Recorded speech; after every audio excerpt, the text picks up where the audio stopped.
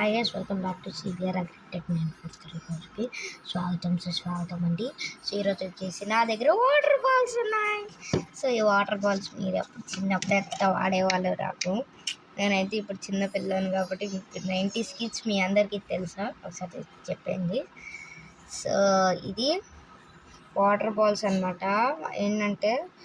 ఏంటో చెక్ చేస్తుంటే మా గ్రాండ్ మదర్కి దొరికినాయి అంటే.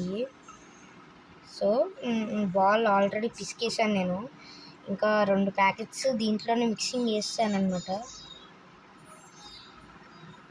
చాలా బాగుంది.